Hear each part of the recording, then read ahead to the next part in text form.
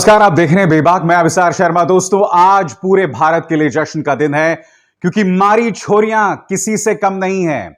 जी हां, हॉकी के सेमीफाइनल्स में ऑस्ट्रेलिया को हराकर हमारी लड़कियां जो हैं पहुंच गई हैं ओलंपिक के सेमीफाइनल्स में। मगर जैसा कि हर बार होता है, बेगानी शादी में अब्दुल्ला दीवाना। और यहां अब्दुल्ला दीवाना कौन है? भारतीय जनता पार्टी सरकार। वो और उनके चाटुकार उनकी जीत का क्रेडिट लेने के लिए पहुंच रहे हैं। मैं आपको बताऊंगा अपने पहले विषय में कि दरअसल कौन सा राजनेता है जिसे इसका क्रेडिट दिया जाना चाहिए। नंबर एक। नंबर दो, कल अमित शाह जो हैं उत्तर प्रदेश की यात्रा पर थे, मगर कल उन्होंने उत्तर प्रदेश की जनता के सामने इतनी गलत बयानी की, झूठ तो नहीं बोलूंगा, मगर उसी गलत बयानी का आज मैं आपको पर्दाफाश करने वाला हूं। मगर सबसे पहले दोस्तों सबसे पहले इन दो चेहरों पर गौर कीजिए, गुरजीत कौर और सविता पुनिया। कौन गुरजीत कौर?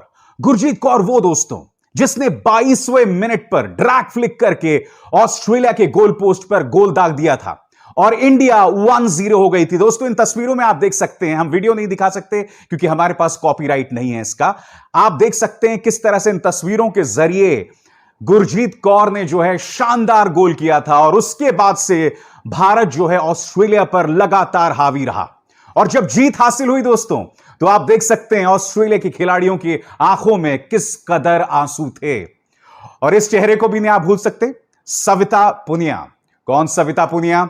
सविता पुनिया हमारी गोलकीपर हैं दोस्तों। मैं आपको बतलाना चाहूंगा कि वर्ल्ड क्लास ऑस्ट्रेलियन टीम ने एक नहीं, दो नहीं, बल्कि 7 बार, करीब 7 बार हमारे गोल पोस्ट पर पेनल्टी कॉर्नर्स के जरिए जो है गोल दागे, मगर सविता पुनिया दीवार की तरह, ढाल की तरह खड़ी रहीं और उन्हें कोई नहीं छू पाया। मगर बेबाक, जैसा कि आप जानते हैं दोस्तों, एक पॉलिटिकल शो है। हम आपके सामने राजनीति की बारीकियां लाते हैं और खेल के नाम पर भी सियासत जारी है। यही नहीं दोस्तों, गोदी मीडिया यानी कि मोदी सरकार के चाटुकारों को यह मौका मिल गया है कि खेल की इन जीतों के लिए सारा क्रेडिट जो है वो मोदी सरकार को दिया जाए। अब मैं उसका पर्दाफाश करने वाला हूं दोस्तों। मैं आपको बतलाने वाला हूं कि दरअसल भारतीय हॉकी कि दोनों मेंस और वुमेन्स टीम जो सेमीफाइनल में गए हैं, इसका क्रेडिट दरअसल किसको जाता है। स्क्रीन पर देखिए दोस्तों, आपके स्क्रीन पर हमारे 2 गोलकीपर श्रीजीत और उनके साथ में सविता पुनिया, और इन दोनों के छाती पर आप देख सकते हैं किस राज्य का नाम लिखा है, उड़ीसा। अब यह तस्वीर देखिए दोस्तों, उड़ीसा के मुख्यमंत्री नवीन पटनायक के साथ आप यहां पर हमारे दोनों टीम्स के कप्तानों को देख सकते हैं। इसका अर्थ क्या हुआ दोस्तों? इसका अर्थ यह हुआ कि उड़ीसा ने साल 2018 में हमारी हॉकी टीम्स को स्पॉन्सर किया था। और आप जानते हैं दोस्तों, उड़ीसा एक गरीब राज्य है। गरीब राज्य होने के बावजूद उन्होंने करीब 150 करोड़ रुपए, सही सुना आपने, 150 करोड़ रुपए दोस्तों इंडियन हॉकी में डाला, इंडियन हॉकी टीम्स में डाला। उड़ीसा सही मायने में वो राज्य है जिसे भारतीय जीत का क्रेडिट या श्रेय दिया जाना चाहिए। हालांकि मैं एक बात स्पष्ट कर दूं दोस्तों, मैं इस चीज के बिल्कुल खिलाफ हूं कि राजनेताओं को क्रेडिट देना चाहिए। मगर सोचिए, अगर उड़ीसा ने हमारी भारतीय हॉकी टीम को साथ ना दिया होता तो क्या होता? क्योंकि देखिए, भारत सरकार हो या भारत की जनता, इनका सारा ध्यान तो क्रिकेट में है। क्योंकि अमित शाह के बेटे जय शाह जो हैं, वो हॉकी टीम में थोड़ा किसी तरह का कोई योगदान दे रहे हैं। जय शाह कहां योगदान दे रहे हैं? वो बीसीसीआई में हैं, आईपीएल में दिखाई देते हैं, हॉकी के किसी मैच में वो दिखाई नहीं देते हैं। तो अगर क्रेडिट दिया जाना चाहिए दोस्तों, तो सिर्फ और सिर्फ इस शख्स नवीन पटनायक, जो कि उड़ीसा के मुख्यमंत्री हैं। मैंने कार्यक्रम की शुरुआत में आपको बताया कि बेगानी शादी में अब्दुल्ला दीवाना वाला काम बीजेपी सरकार कर रही है। अगर आपको बीजेपी सरकार की हकीकत जाननी है दोस्तों, तो आपके सामने यह खबर, इन Olympic year sports budget cut by 230 crore. एक तरफ जहां हॉकी में उड़ीसा की सरकार 150 करोड़ की मदद हमारी हॉकी टीम्स को देती है, दूसरी तरफ आप देख रहे हैं दोस्तों, भारत सरकार यानी कि मोदी सरकार यानी कि बीजेपी सरकार ने स्पोर्ट्स बजट 230 करोड़ से कम कर दिया था। अब ये लोग क्रेडिट लेने की बात करते हैं। किस मुंह से ये लोग क्रेडिट लेने की बात करते हैं? दोस्तों, आपके स्क्रीन पर यह बयान देखिए। जुमा 20 दिन हुए इन्हें स्पोर्ट्स मिनिस्टर बने हुए। अनुराग ठाकुर कह रहे हैं कि पीवी सिंधु जो ब्रॉन्ज मेडल जीती हैं और भारतीय महिलाएं जो शानदार प्रदर्शन कर रहे हैं, ओलंपिक के अंदर, उसके पीछे प्रधानमंत्री नरेंद्र मोदी का बेटी बचाओ बेटी पढ़ाओ है। उसकी हकीकत मैं थोड़ी देर बाद आपको बताऊंगा। दोस्तों, पूरा गोदी मीडिया मानो लग गया है इन जीतों के लिए मोदी सरकार को क्रेडिट देने के लिए। अभी हाल ही में एक चैनल शुरू हुआ है जिसका नाम है टाइम्स नाउ नव भारत। मैं आपको 20 सेकंड की एक छोटी सी झलक दिखाना चाहूंगा। इस इंटरव्यू में इन्होंने चाटुकारिता की तमाम हदों को पार कर दिया। दोस्तों देखिए खुदा। नमस्कार अनुराग ठाकुर जी, आप हमारे साथ आज जुड़े हैं ऐतिहासिक दिन पर। ऐतिहासिक दिन इसलिए क्योंकि हॉकी टीम भी सेमीफाइनल तक पहुंच गई है और पीवी सिंधु ने कांस्य पदक जीता है। आपके आते ही जैसे बौछार हो रही है मेडल्स की।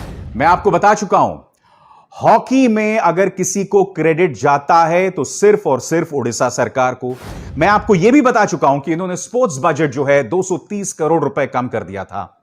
तो हम मोदी सरकार को इन जीत के लिए कैसे क्रेडिट दे सकते हैं? और सबसे अजीबोगरीब बात आपने सुना, अनुराग ठाकुर ने यह कहा कि बेटी बचाओ और बेटी पढ़ाओ जो प्रधानमंत्री नरेंद्र मोदी ने शुरू किया, उसी का परिणाम है कि हमारे जो खिलाड़ी हैं बेहतरीन प्रदर्शन कर रही हैं, महिला खिलाड़ी। तो मैं आपको बतलाना चाहूंगा कि पीवी सिंधु जो है ना, पीवी सिंधु ने अपना करियर की शुरुआत की थी साल 2009 में। ये देखिए, साल 2009 में, उस वक्त वो सिर्फ 14 साल की थी। उस वक्त भारतीय जनता पार्टी की सरकार दूर दूर तक नहीं थी और 2009 से उन्होंने देश का नाम रोशन करना शुरू किया। अब क्या आप उसके लिए भी क्रेडिट लेना चाहेंगे? कुछ तो शर्म कीजिए। और अगर आपको लगता है कि बेटी बचाओ बेटी पढ़ाओ जो है वो बहुत सफल नारा रहा है, तो अनुराग ठाकुर जी, मैं आपसे कुछ सवाल पूछना चाहता हूं। आपकी स्क्रीन पर एक खबर देख रहे हैं। 8 साल की एक मासूम का जम्मू के कठुआ में रेप होता है और आपके ये 2 मिनिस्टर्स बीजेपी के बलात्कारियों के पक्ष में रैली निकालते हैं। ऐसे होता है बेटी बचाओ बेटी पढ़ाओ। अब ये खबर देखिए, उन्नाव के पूर्व विधायक कुलदीप सिंह सेंगर एक मासूम का बलात्कार करते हैं। पार्टी 2 साल तक इन्हें, बीजेपी 2 साल तक इन्हें पार्टी से नहीं निकालती है। उन 2 सालों में उस मासूम का पूरा परिवार बर्बाद हो जाता है। पुलिस थाने में उनके पिता की मौत हो जाती है, मार दिया जाता है और उसके बाद एक एक करके उनका पूरा परिवार जो है वो मौत के आगोश में दफन हो जाता है। अनुराग ठाकुर, मैं आपसे पूछना चाहता हूं, आप तो बेटी बचाओ बेटी पढ़ाओ की बात कर रहे थे कि ऐसे होता है बेटी बचाओ बेटी पढ़ाओ। अब यह तस्वीर देखिए दोस्तों, हाथरस में रातों रात गुड़िया की लाश को जला दिया गया। इसका गैंगरेप और मर्डर हुआ था। पूरी योगी सरकार लग गई थी यह बतलाने के लिए कि नहीं साहब, ना इसका रेप हुआ ना इसका मर्डर हुआ है। क्या यह होता है बेटी बचाओ बेटी पढ़ाओ? अब यह खबर देखिए दोस्तों, आपके स्क्रीन में यह खबर देखिए। बदायूं गैंगरेप, आरोपी महंत अब भी फरार, पीड़िता पर ही था पति और पूरे परिवार का बोझ। यह खबर आप जानते हैं बदायूं में क्या हुआ था? एक औरत जिसके बच्चे, पति, वो एक मंदिर जाती है और वहां पर एक महंत उसका बलात्कार करता है, गैंगरेप करता है और फिर उसकी लाश को ये लोग उसके घर के सामने फेंक देते हैं। ये तमाम काम जो हैं उत्तर प्रदेश में हुए। मैं आपसे समझना चाहता हूं कि क्या यह है बेटी बचाओ बेटी पढ़ाओ? पहले आप अपना काम तो कर लें, उसके बाद आप क्रेडिट लीजिए खेल के अंदर जो हम शानदार प्रदर्शन कर रहे हैं उसका। एक छोटी सी बात कहना चाहूंगा, क्या आपको थोड़ी सी भी शर्म नहीं आती? 20 दिन हुए आपको स्पोर्ट्स मिनिस्टर बने हुए और इन 20 दिनों में भारत जो शानदार प्रदर्शन कर रहा है ओलंपिक के अंदर, उसका आप लोग श्रेय लेने में लग गए। उन नारों के सहारे जो नारे पूरी तरह से फेल हुए हैं और उसका अभी अभी मैंने आपके सामने प्रमाण पेश किया है। हुजूर, कुछ तो शर्म कीजिए। मगर शर्म तो बहुत दूर की बात है दोस्तों। यह सरकार और ये पॉलिटिकल पार्टी लगातार गलत बयानी कर रही है और मैं अब इसका दूसरा प्रमाण आपके देने वाला हूं। आपकी स्क्रीन पर अमित शाह कल उत्तर प्रदेश में थे और उत्तर प्रदेश के अंदर उन्होंने कई जगहों पर भाषण दिए। मैं उनके भाषणों की हकीकत अब आपके सामने पेश करने वाला हूं। अमित शाह ने अपने भाषण में यह कहा कि योगी सरकार ने कोरोना की पहली और दूसरी लहर में शानदार प्रदर्शन किया। शानदार प्रदर्शन क्या किया, पहले मैं आपको यह बताता हूं और फिर मैं आपको अमित शाह की बात सुनाता हूं। सबसे पहले दोस्तों, यह आज ही की खबर है दैनिक भास्कर की। प्रयागराज 58 दिन में गंगा किनारे मिली 368 लाशें, जलस्तर बढ़ने से हालत भयावह। गंगा किनारे दफन शव ऊपर आने लगे, हिंदू रीति रिवाज से किया जा रहा है अंतिम संस्कार। अब भी लाशें जो है निकल रही हैं, क्योंकि इन लाशों को जो कोरोना से मारे गए थे उन्हें बहा दिया गया था। आज की खबर है दोस्तों, कहीं और जाने की आपको जरूरत नहीं है। यह अमित शाह के बयान का पूरी तरह से पर्दाफाश कर रहा है। अमित शाह ने आके क्या कहा मैं आपको बताऊंगा। अब इस दूसरी खबर पर आइए दोस्तों। Covid antibodies found in 71% of UP's population unvaccinated remain at risk. इस खबर का मतलब क्या मैं आपको बताता हूं। Indian Council of Medical Research ने करीब 70,000 लोगों की जांच की उत्तर प्रदेश के अंदर, और यह पाया कि उनमें से 71% के अंदर कोरोना के एंटीबॉडीज हैं। जिसका अर्थ क्या हुआ कि उन 70,000 में से 71% जो थे उन्हें कोरोना था, क्योंकि अगर आपको कोरोना होगा तभी आपके अंदर कोरोना के एंटीबॉडीज होंगे। और यह 70,000 का एक आंकड़ा है। उत्तर प्रदेश में 20 से 22 करोड़ लोग हैं बताया जाता है। अब इसका 70% कितना हुआ आप बताइए मुझे। इस सरकार ने पूरी तरह से हकीकत छुपा दी थी दोस्तों। और फिर अमित शाह यह दावा कर रहे हैं कि योगी सरकार ने बहुत अच्छा प्रदर्शन किया। सुनिए उन्होंने कहा क्या, फिर मैं और आगे बात करता हूं। कोविड के दोनों लहरों में उत्तर प्रदेश शासन ने योगी जी के नेतृत्व में बहुत अच्छा काम किया है। यहां की आबादी, यहां की जनसंख्या, गांव में फैला हुआ प्रदेश, 22 करोड़ की आबादी, शायद पूरे यूरोप से ज्यादा आबादी अपने उत्तर प्रदेश के अंदर है। और इसके अंदर बारिश में परंपरा से मिली लचर स्वास्थ्य सुविधाएं, उसको चुस्त करना, दुरुस्त करना और लोगों की सुरक्षा करना, आज वैक्सीनेशन में भी उत्तर प्रदेश देश में सबसे पहले। अमित शाह ने जो बात कही उसका पर्दाफाश दोस्तों इस खबर से भी आता है, जो कि आरटीआई सूचना के अधिकार के अंतर्गत इसकी जानकारी हासिल की गई है। खबर क्या कहती है, उत्तर प्रदेश के 24 जिलों की पड़ताल हुई और उसमें पाया गया कि कोरोना का जो आधिकारिक आंकड़ा है, मृतकों की तादाद उससे 43% ज्यादा, 43% ज्यादा थी। अब मैं आपको एक ग्राफिक बताता हूं दोस्तों, जो आर्टिकल 14 नाम की इस वेबसाइट ने पेश किया है। दोस्तों इस ग्राफिक में बताया गया है कि आधिकारिक मौतें कितनी सरकार ने बताई कोरोना की वजह से और असल में कितनी मौतें हुई। और सबसे दिलचस्प बात, यह कोरोना की पहली लहर है। जी हां, यह जो सूचना के अधिकार के अंतर्गत जानकारी हासिल की गई है, कोरोना की पहली लहर के अंतर्गत हासिल किया गया है। दूसरी लहर की तो हम बात ही नहीं कर रहे हैं। आपके स्क्रीन पर आधिकारिक आंकड़ा बताता है बलिया में 107 लोगों की मौत हुई थी कोरोना से, मगर अतिरिक्त मौतें हुई 7,332। कहां 107 मौतें और कहां 7,332, फर्क देख रहे हैं आप। उन्नाव 90 मौतें सरकारी आंकड़ा, असल मौतें 10,481। कानपुर देहात 38 मौतें, असल मौतें 4,040 मौतें। अमेठी 39 आधिकारिक मौतें कोरोना की वजह से, असल मौतें 13,041। लखनऊ देखिए साहब, आधिकारिक आंकड़ा कोरोना की वजह से आपके स्क्रीन पर 1,211 आधिकारिक मौतें हुई कोरोना की वजह से और असल में मौतें हुई 30,222। आगे पूरा आंकड़ा है दोस्तों, पूरा शो निकल जाएगा इसमें। और ये जो आंकड़े हैं सिर्फ कोरोना की पहली लहर है। यानी कि आप देख सकते हैं कि अमित शाह जो दावा कर रहे थे वो पूरी तरह से मैंने ये आंकड़े पेश करके उसका पर्दाफाश कर दिया।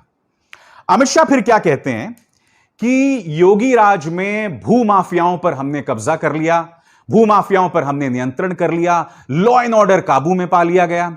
अमित शाह ने कहा क्या, पहले वो सुनिए फिर मैं हकीकत पेश करता हूं। पहले का उत्तर प्रदेश मुझे ठीक तरह से याद है। चाहे पश्चिम के अंदर भय से मारे लोग क्षेत्र छोड़कर जा रहे हों, चाहे महिलाएं अपने आप को असुरक्षित महसूस करती हो, चाहे भूमाफिया गरीबों की और सरकार की भूमि को अवैध रूप से अपने कब्जे में लेते हो, चाहे दिन दहाड़े गोलियां चलती हो, चाहे दंगों से ग्रस्त उत्तर प्रदेश हो, 2017 में भारतीय जनता पार्टी ने एक वादा किया था कि हम उत्तर प्रदेश को कानून और व्यवस्था की दृष्टि से ठीक बनाएंगे, उत्तर प्रदेश को विकसित प्रदेश बनाएंगे। भूमाफिया की बात कर रहे थे ना अमित जी, आपके सामने वायर की खबर देखिए। उत्तर प्रदेश शराब माफिया से धमकी मिलने के बाद पत्रकार की मौत। खबर किसकी है? सुलभ श्रीवास्तव, जो कि एबीपी गंगा के पत्रकार थे। शराब माफिया उन्हें लगातार धमकी दे रहा था और धमकी के महज 2 दिन बाद उनकी मौत जो है रहस्यमय परिस्थितियों में हो जाती है। उनकी लाश मिलती है, उनकी जो मोटरसाइकिल वो गिरी हुई पाई जाती है। धमकी के सिर्फ 2 दिन बाद खुद एबीपी गंगा, जो कि ये चैनल है एबीपी न्यूज का, वो भी इतना घबरा गए थे कि वो भी बोल रहे थे कि दुर्घटना की वजह से मौत हुई है। तो यह है शराब माफिया की हकीकत। लगातार एबीपी न्यूज जैसे मुख्य धारा के न्यूज चैनल को ये लोग धमका रहे थे और ना आपकी सरकार ना आपकी पुलिस कुछ भी कर पाई। सुलभ श्रीवास्तव की मौत के बस चंद घंटों बाद उत्तर प्रदेश पुलिस यह थ्योरी सामने लेकर आ गई कि नहीं साहब, इनकी मौत जो है वो दुर्घटना से हुई है। अब आगे खबर देखिए। उन्नाव में पत्रकार हत्या, गिरफ्तार लेडी भू माफिया के इशारे पर चलता था कानून। खबर क्या है? उत्तर प्रदेश के उन्नाव में पत्रकार की हत्या के आरोप में महिला भू माफिया को गिरफ्तार किया गया है। उसकी गिरफ्तारी के बाद उसका आपराधिक रिकॉर्ड भी सामने आ गया है। उन्नाव के अंदर इस तरह बेखौफ बेलाग आउट ऑफ कंट्रोल वहां का भू माफिया है और इन्होंने एक और पत्रकार को मौत के घाट उतार दिया है। तो अमित जी, आप ये कैसे दावा कर सकते हैं कि भू माफिया या शराब माफिया कंट्रोल में है? और इस कार्यक्रम की शुरुआत में मैंने आपको बताया, उन्नाव, कुलदीप सिंह सेंगर का आतंक, हाथरस, उस गुड़िया के साथ क्या हुआ, फिर उसी तरह से बदायूं में मंदिर के अंदर एक मां का बलात्कार और फिर उसकी हत्या। आप कहते हैं कि लॉ एंड ऑर्डर दुरुस्त है? आज की तारीख में सूर्य प्रताप सिंह जो एक आईएएस ऑफिसर हैं, वो जब भी जनता के मुद्दे उठाते हैं तो ये जो योगी सरकार है, आदित्यनाथ सरकार है, उन पर एफआईआर कर देती है। तो आप लोग तो सच सामने लाने से डरते हैं। मैं समझना चाहता हूं अमित जी आपसे कि आप उत्तर प्रदेश की जनता के सामने इस कदर गलत बयानी कैसे कर सकते हैं? बताइए, कुछ तो हद होनी चाहिए इस गलत बयानी की। क्योंकि देखिए, मैं जानता हूं कि मीडिया इनसे सवाल नहीं करने वाला है, क्योंकि आप जानते हैं हाल ही में एक आरटीआई के अंतर्गत एक जानकारी आई थी कि जो नोएडा के तमाम न्यूज चैनल्स हैं, उन्हें मुख्यमंत्री आदित्यनाथ की सरकार करोड़ों रुपए दे रहा है सरकारी मदद में, विज्ञापन के नजरिए से, विज्ञापन के सहारे से। तो ये लोग तो सवाल करने से रहे। तो मैं आपसे यही तो समझना चाहता हूं कि क्या आप इस हकीकत से मुंह मोड़ सकते हैं? दोस्तों, मगर बेबाक में हम तो मजबूर हैं। हम आपके मुद्दे उठाते हैं। हमारा ही मकसद होता है दोस्तों कि उन सवालों को आपके सामने लाया जाए, सत्ता से वो सवाल पूछा जाए जिन सवालों के बाद सरकारें जो हैं वो असहज हो जाती हैं। हम अपने उस कर्तव्य पथ पर लगातार बने हुए हैं और उससे पीछे नहीं हटने वाले हैं। यह मेरा वादा है आपसे। अभिसार शर्मा को दीजिए इजाजत। नमस्कार।